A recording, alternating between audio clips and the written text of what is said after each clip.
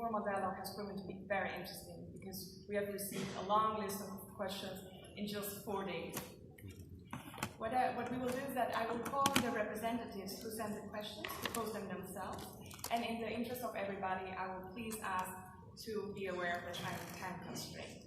But first of all, I would like to give the floor to Vladimir Pozniak for his welcoming remarks. Thank you very much, and good morning, everybody. It's a great pleasure to be here. We value extremely the contribution of civil society organizations in the work of different programs.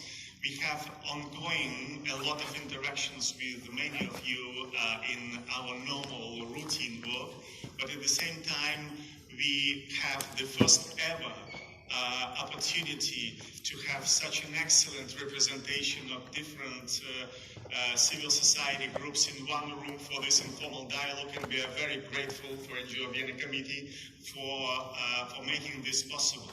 And hopefully that will become a good tradition at CNT sessions. So thank you very much, and we are at your disposal for answering all questions that you may come up. Thank you. So I would like to call on the representative for alternative approaches to addiction, Think and Do Turn, to Kenzie Riboulet. Yes, thank you. Hello, everybody. I just wanted to take the occasion to greet the WHO and the organization of the CND for finally having here an informal dialogue with WHO, which is one of the 4 treaty bodies, and which was one of the treaty bodies lacking representation in the CND, lacking a proper ways of engaging with them, proper representation maybe on the podium of the plenary and so on. So I think this is the first step toward greater involvement of WHO in the Vienna drug control institutions. So I just wanted to ask quickly, we have free plants control under the 61 Convention, and inside of the WHO there are 3 departments concerned with eventually these 3 plants: cannabis, coca leaf, and opium poppy. The 3 departments are the one that have been carrying out the reviews, essential medicine and health products, the one that Mr. Pozniak is coordinating on substance abuse, and another one on traditional and complementary medicine that we don't see often. I just wanted to know in what extent are these 3 programs working together, and in what extent are they working also with the UNODC and with the NCB, and how does the program of work unfold for the next years? Thank you.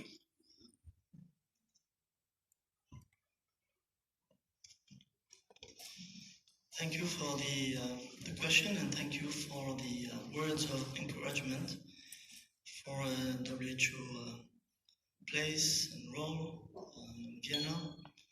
We, of course, are trying to work on that and trying to make sure that WHO has the place it deserves, in particular when it comes to health issues around drugs. So to specifically answer your question with respect to the departments that are involved in drug policies, currently we have 3 departments that are actively involved. One is the one on mental health and substance use that is represented by Dr. Pozniak here. The second one is the one on HIV, which looks more specifically to harm reduction issues, and the third one is the one I represent, which is the access to medicines and health product division. We do work with the 4th department or unit, not even a department, dealing with traditional medicine. Particularly my group is working with them when it comes to medical use of certain plants, when it comes to improving the regulations and the quality of those plants for medical use. But I have to say they haven't been actively involved in the drug control work. And this is something we need to look into as we move forward because of the, as you know, the botanical specificities and expertise that is required also for this work, particularly when it comes to traditional use of those plants. So good point, good good remark in encouraging us to get the angle of traditional use into the picture when we speak about the drug control system.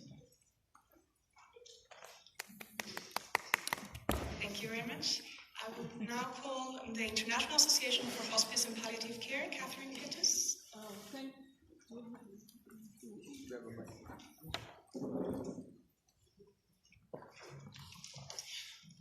Thank you. So my question is, how is WHO working on implementing the recommendations of Chapter 2 of the UNGAS outcome document, which concerns access to controlled medicines? And we recently learned that patients in one large East African country that's a member of the WHO Executive Board have had no access to morphine at all for the past year. So cancer patients are suffering terribly as well as other patients. But that issue wasn't even raised at the recent WHO Executive Board meeting in Geneva. So my question is, because I work as the advocacy officer on this issue of access to controlled medicines, is how to give this issue more visibility, because it's so much in the shadows, whether at CND or even at the WHO meetings. Thank you.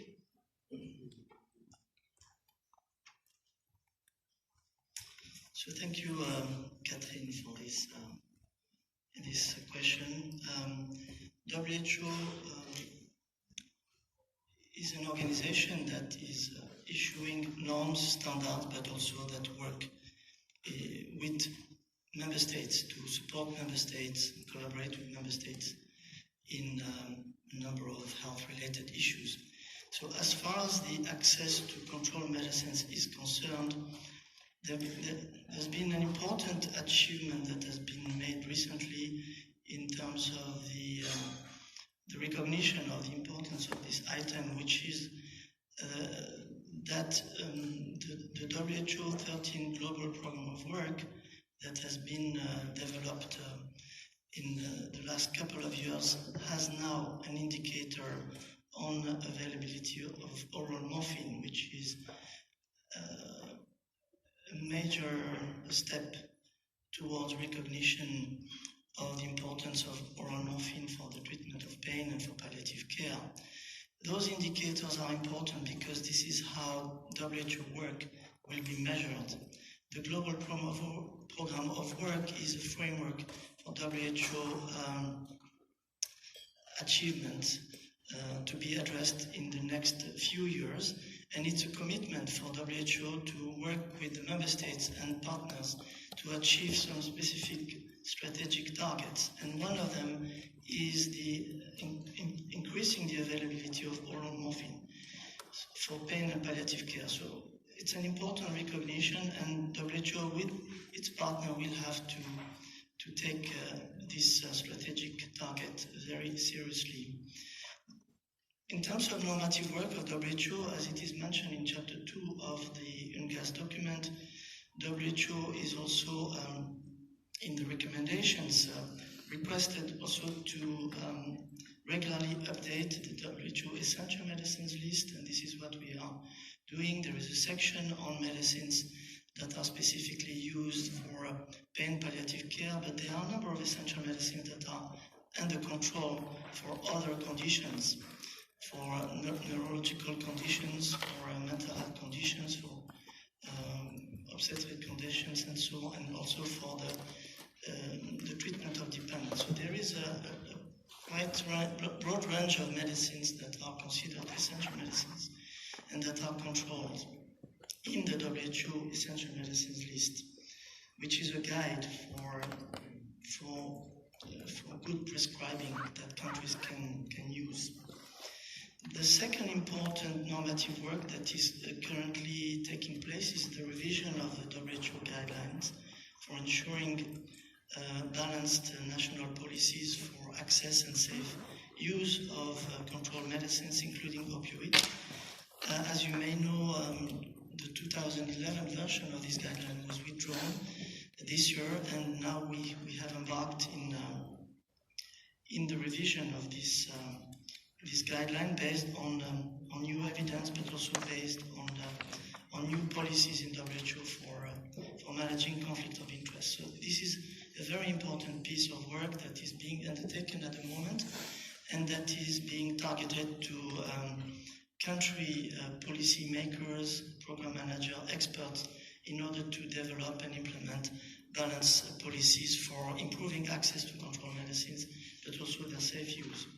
And finally, and maybe this is also linked to your question, to the second part of your question, Catherine, WHO is also engaged with very few countries for collaborating with them, supporting them to improve access to control medicines.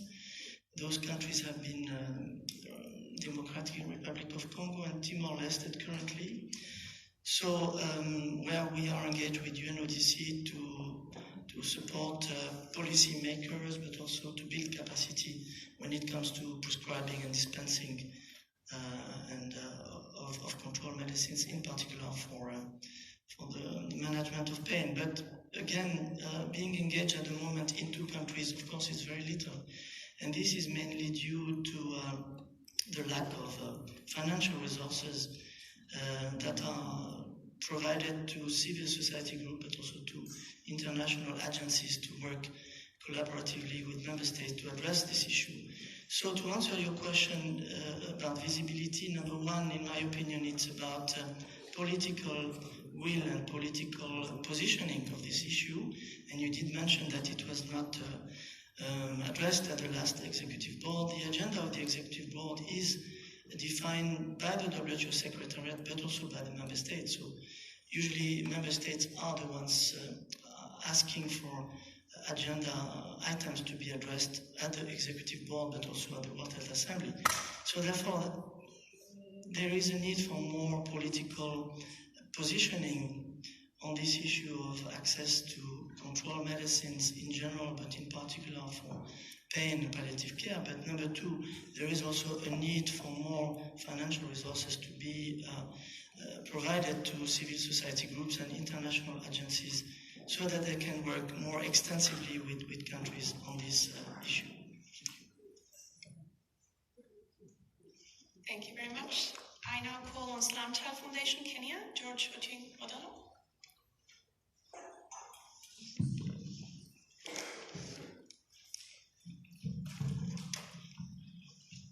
Okay, thank you very much, WHO, for such an opportunity, because most of the time we've been here, we've been having issues that we end up going home unanswered. One of them include what I'm asking here. So, Slam Child Foundation is an African NGO, and we work with young people in Kenya, to be specific, Nairobi. And in Kenya, a lot of people, especially those who come from the rural setup, still believe mental health issues are as a result of witchcraft and black magic, and usually they don't go out and seek for treatment. And at the end of it all, they often end up stigmatized. So this has affected a lot of young people and has led to avoidable deaths of many children, women, youth, and etc. So my question is, what is WHO doing to address this issue in countries where stigma and cultural belief still remains a big problem? And I'm more specific, in Africa, there is a big problem. Thank you. Thank you very much for this question, and let me address it from the Department of Mental Health and Substance Use. And I think in your questions there are two separate issues which are definitely interlinked. One is related to the cultural myths and beliefs which block the access or deteriorate access to health services. And the second aspect of that is stigma and discrimination, which people can face, and they are overlapping, but they are still a bit different in terms of the approaches. The World Health Organization works in addressing both of them, working at several levels. One level is a general policy level, which is particularly relevant for addressing stigma and discrimination. And in WHO, we have now the Global Mental Health Action Plan that was recently extended for another 10 years by the World Health Assembly. This global action plan on mental health has several components which address also the knowledge, the health literacy about mental health conditions, as well as the issues of stigma and discrimination of people with mental disorders. The second level is about health professionals and health services, which need to do their work, and also it depends very much on the funding, on the organization of services, how to be closer to people who are in need of services, how to influence the community norms and beliefs. And this is something that is an important area of our work.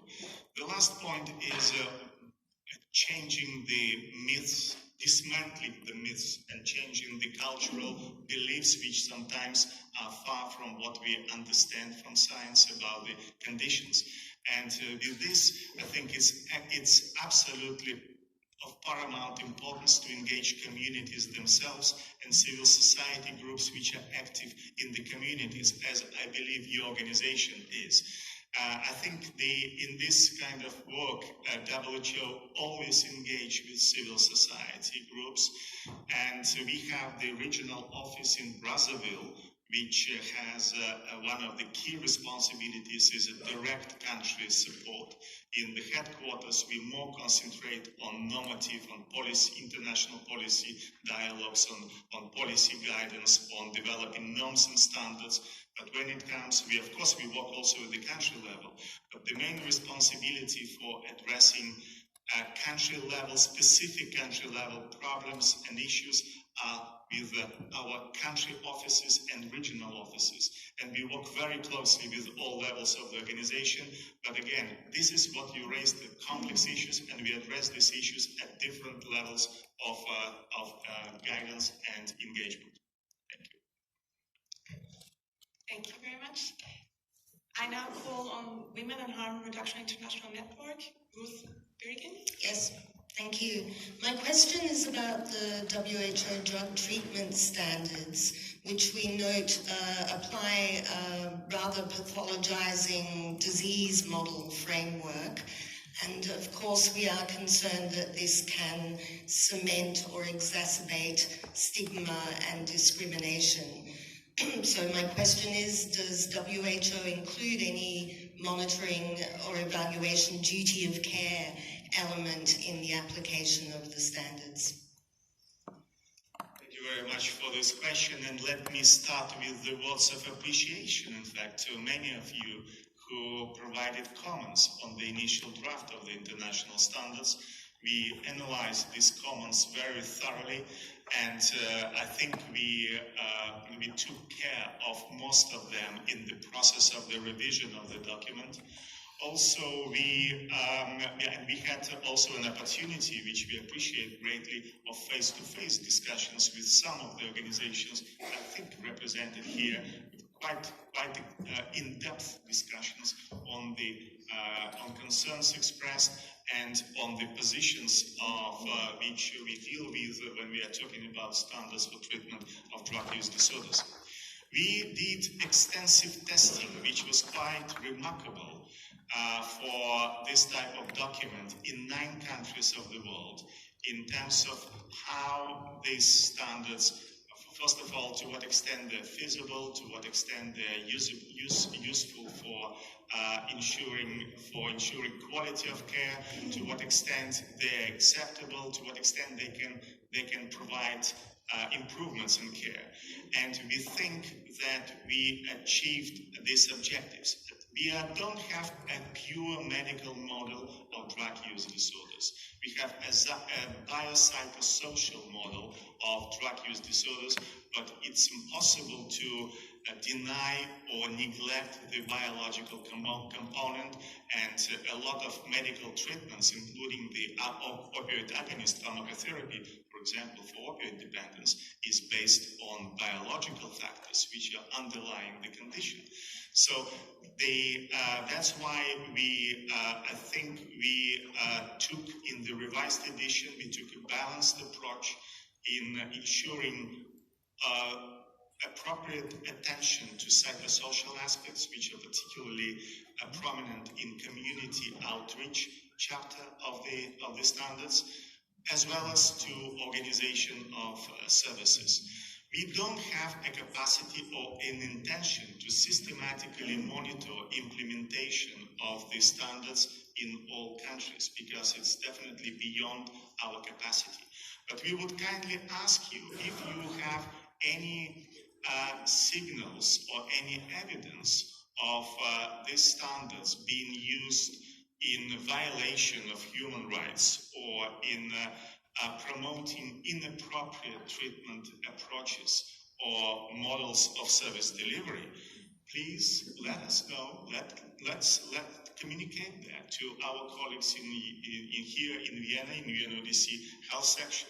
Communicate it directly to our program in Geneva, and we will see what are the factors underlying this, which we strongly believe would be misinterpretation of the standards in their practical implementation, and then we will, analyzing this kind of feedback, we will see what might be the appropriate measures to prevent this from happening.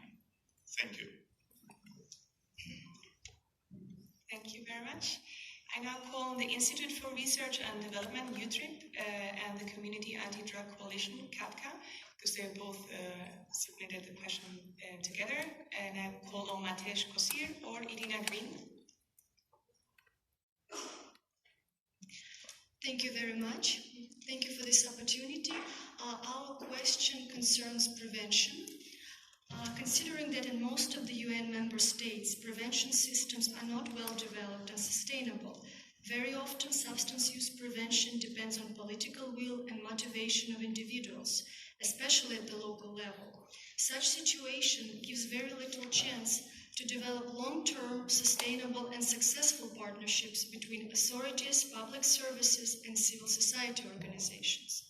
What are your future plans and proposed strategies to improve the situation in the field of prevention globally, so there would be stronger policy commitments and sustainable long-term investments in evidence-based prevention policies and practices, and development of prevention workforce, sustainable education and training? Thank you. Well, thank you, and I think the prevention is definitely one of the dimensions of the problem which is important in terms of both cost effectiveness and in terms of impact.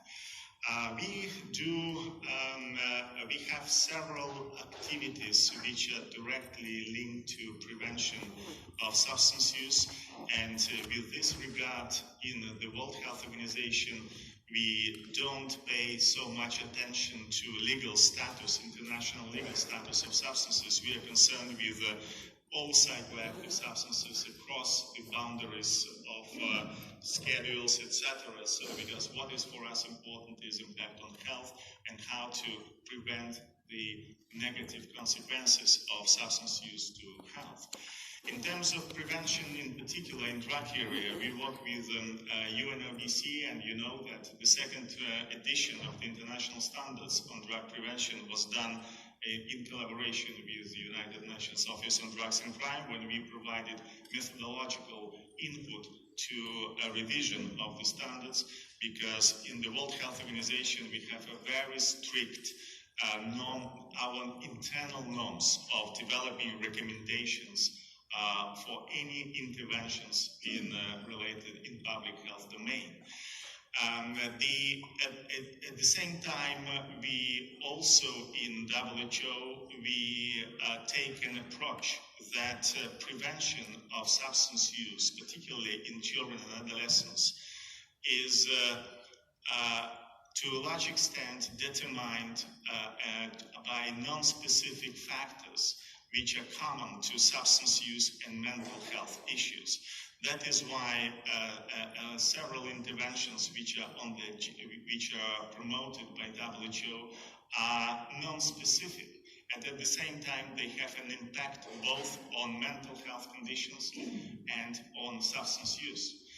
And currently, the program on child and adolescent health in WHO, in collaboration with our department, is another systematic review of evidence behind the factors leading to mental health conditions and to substance use in children and adolescents that we think that in this year or early next year we'll come up with new evidence-based recommendations in that. There is a special package developed in one of our regional offices on skills on social competencies development among young people that again have this significant prevention potential. We have several broad prevention programs based on the policy guidance of WHO in alcohol field, in drug field as well, in collaboration with UNODC, and we have another area which I think we should mention here is a prevention of misuse of prescription medicines. Jill will be working together on that one when it's important for health services to prevent problems that may come up of inappropriate use or misuse or use of psychotropic medicines. Well, this is at the same time we cannot say that now there is a global initiative on primary prevention apart from what has been launched by UNODC in collaboration with WHO. And we understand that this is something that many civil society groups are looking for. Well, let's see what the future will bring us. But I think in this area, as well as in all domains of our topic, we are eager to work together with civil society groups to make an impact at the global level. Thank you. Thank you. I now call on Penal Reform International from the UK, Olivia Rowe. Thank you. I wanted to ask a question about harm reduction measures in prisons specifically. The UN World Drug Report 2019 noted that despite the prevalence of drug use in prisons, the statistics for people in prison to access harm reduction measures are very bleak. There's only 56 countries implementing OST and 11 with needle syringe programs, and this is in at least one prison. So if you're looking across the whole prison estate in these countries, there's very little coverage. I would be grateful for information on what the World Health Organization are planning on doing to address this shortcoming, bearing in mind the impact of this on the physical and mental health and well-being of those in prison, and also the impacts on community health. Thank you very much for raising this question. Our colleague Annette Wester is now from HIV program. She's in another meeting. She couldn't attend. But we have I'll try to answer this question based on information that also we have from Annette. So first of all, thank you for raising this issue, because we know that prison settings very often serve as the epidemiological pumps for infections. The periods immediately following release from prisons are among the most risky in terms of overdose, and the mortality during this period is simply many, many times higher than in any other period of life of people with this kind of problems. So that's why I think we can confidently say that the attention that at the international level is provided to health in prisons is definitely not sufficient in not corresponding to the magnitude of the problem we have. However, WHO does quite significant work in that. And let's refer to the public health responses to HIV and infectious diseases, which is articulated in WHO strategies and WHO guidelines that were produced and updated since 2009. And next update is being prepared for 2021, which address policy issues as well as the service provision issue. In many countries, I don't have a figure in how many countries our country offices are involved in supporting and promoting harm reduction interventions in prisons. The World Health Organization has been behind introducing of methadone maintenance treatment in prison settings in a number of countries.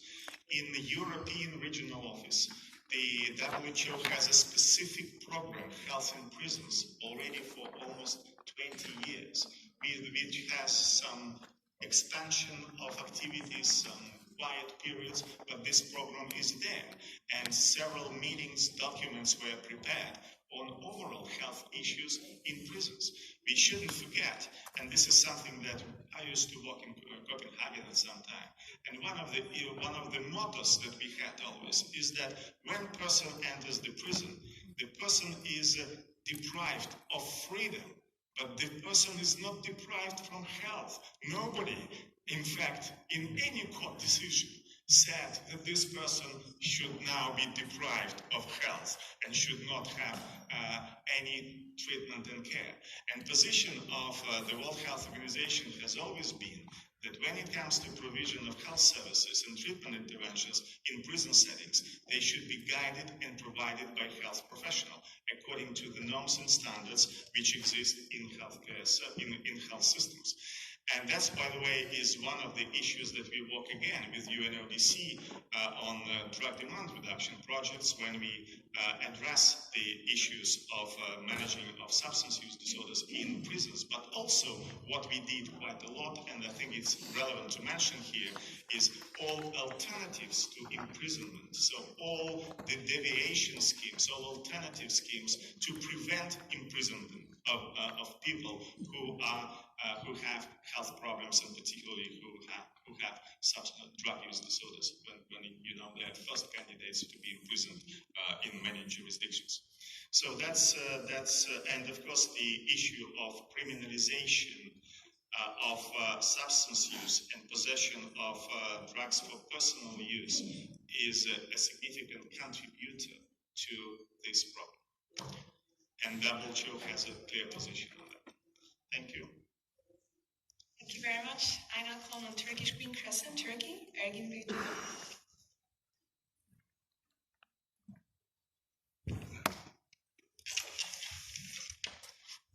Thank you very much, Lucia. Considering the heated discussions regarding the recommendations of Expert Committee on Drug Dependence in June 2018 on, among others, limits of CBD and THC in an epilepsy medicine, is there any possibility for WHO to amend the above-mentioned recommendation or give the scientific community more time in the depth research and discussion on this issue? How does this recommendation relate to the growing CBD market? Thank you for this question. The work of the Expert Committee on Drug Dependence with respect to cannabis started a few years ago, and the first recommendations were issued in June 2018, and the major ones were issued in November 2018. So cannabidiol has been reviewed, like the cannabis resin, but also like other substances included in cannabis, like THC and isomers. So it has been reviewed thoroughly by the committee, and the committee has recommended that preparation of containing predominantly cannabidiol with a level of THC below 0.2% by dry weight should not be controlled. So, as you know, these recommendations should have been submitted to a vote in March 2019. The vote has been postponed to give more time to member states to review the recommendations. It was supposed to take place this year in March, but eventually it seems from the informal discussions that the vote will be postponed to December 2020. So there has been time provided to member states to explore those issues, and also WHO, NCB, UNODC have also organized information sessions with member states in June and September. There have been about 300 questions that have been submitted to WHO, UNODC, NCB, that have been responded to.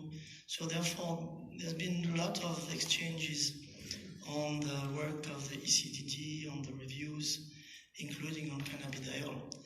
And we, of course, continue to be available to answer those questions. But we feel that most of the questions that were asked have been answered by the three organizations. Now, when it comes to cannabidiol and the preparation of cannabidiol, there have been reports. There are reports that acknowledge that cannabidiol doesn't cause dependence, or cannabidiol is not abused because cannabidiol per se is not a psychoactive substance.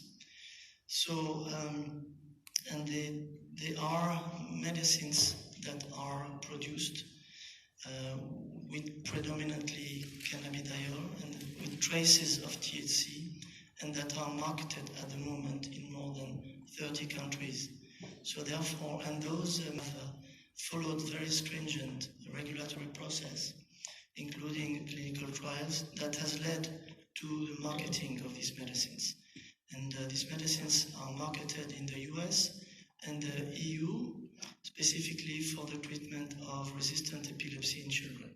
So there is enough scientific evidence to demonstrate effectiveness in a few conditions, but that are important conditions, like the treatment of epilepsy in children. Referring to your question, the ECDD, when issuing its recommendations, is specifically focusing on health issues and also on medical issues. So therefore, the recommendations related to preparation of cannabidiol were not related to the industrial use of CBD, but also the use of CBD in food product. This is not what we're looking. Therefore, the recommendations that were made in the committee were specifically focused at the medical use and the use of cannabidiol preparation for medical use. Thank you very much for the clarification. I now call International Drug Policy Consortium, Marie-Louise. Thank you very much, and thanks a lot for giving us the opportunity to ask you questions. So given the surge in the opioid overdose deaths worldwide, would the WHO consider launching a global campaign on overdose prevention, including specific measures that should be adopted and scaled up to prevent further deaths? Well, thank you very much for this question. Let me first say that according to all estimates, the opioid use is behind the most of the deaths attributable to drug use. So this, because of specificity of opioids, this is really the substance when we talk about the health consequences. So, and of course, the exponential increase in opioid overdose deaths in some jurisdictions, and I think we should be clear that it's not happening absolutely everywhere, but it's a very alarming trend when the significant public health problem in several jurisdictions, and definitely this deserves a very global response. We launched with United Nations Office on Drugs and Crime SOS initiative, which covers one aspect of overdose prevention and management, and this is availability of naloxone without prescription for probable witnesses of opioid overdose, which is extremely important intervention, which can be easily scaled up. And tomorrow we'll have a side event when the results, the astonishing results, preliminary results from this joint UNODC-WHO project in 4 countries will be presented. But at the same time, this is the problem which have many layers and many and the global response should address all of them. So, and this is not only the management of opioid overdose, or its easy identification and management with available medicines, but also its provision of evidence-based and effective treatment for those who want to enter treatment programs with opioid use disorders. Also, it's the programs of early identification and management of hazardous and harmful opioid use when it's not yet at the disease level of the condition.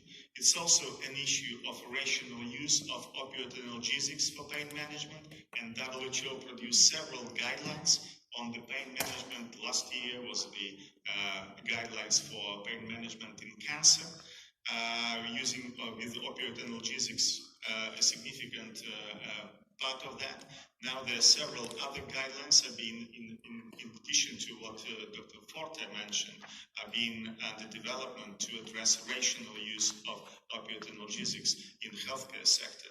And of course, it's also the issue of advertising, for example, of opioid analgesics directly to the public. So there are many aspects of that, which definitely deserves a global response. And there are many initiatives here in Vienna, in WHO. Can we say now that we have something that you have in mind asking this question? Probably not, because otherwise you wouldn't ask this question, right? So we have these global initiatives addressing different components, but to say that it's now at the level of global campaign to address, and I would say it's not only opioid overdose, I think it's overall about opioid attributable mortality and the health impact of opioid use, because it's going beyond even, because it's a lot of infectious diseases, injecting drug use, many other aspects are involved. So it's at the hands of our member states, in fact, because when it comes to the global initiative, it's the secretariats, of course, can take program initiatives in different domains, what we are doing, but at the same time, it's much stronger when the member states, our governors, make strong requests to do this or that. And what is also not irrelevant is to provide resources to make it happen. Thank you. Thank you. I now call on the Eurasian Network of People who Use Drugs, Ola Pelayeva.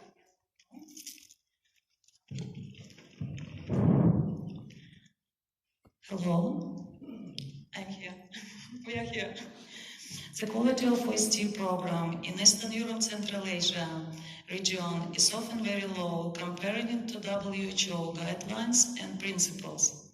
What is WHO able to do on the regional and national level to help solve the problems with OST programs, such as no availability of methadone or inadequate service in general? For example, in Kazakhstan, methadone is not available in hospitals for more than 10 years. Waiting for your answer. Thank you very much. And again, thank you. We realize and we are aware of the problems of insufficient capacity or insufficiently developed programs for managing opioid use disorders, which, as I said, is one of the main killers when it comes to drug use. To make an impact at the country level, apart from all advocacy, policy guidance, treatment guidelines that we have, to a large extent depends on how all three levels of organization are focusing their efforts on particular problems in particular countries. I took note of the countries that you listed in your question, and we will discuss with the regional and country offices what can be done in assessment and changing the situation to the better. But at the same time, I want to say that we did, to a large extent, what we were supposed to do with all policy, as you know, in all policy documents of WHO, there is a clear messages on making opioid agonist pharmacotherapy or opioid substitution therapy available for people with opioid dependence. This is the first-line treatment modality when it comes to pharmacotherapy of opioid dependence. It's reflected in all WHO guiding documents, including whatever reiteration of the guidelines you will take or whatever recent WHO guiding documents you will take, you will see the same messages. And it's also a part of the overall policy dialogues that WHO has at different levels. So our position stays firm and unchanged with this respect. But again, when it comes to particular countries, we need to be also aware that it's at the discretion of the governments to undertake this or that measures. We do our job in terms of advocacy, in terms of presenting scientific evidence, but of course, the governments have the discretion to take this or that measure, and that's something that requires a constant dialogue of WHO staff at all levels with the governments of the countries, and this dialogue is taking place.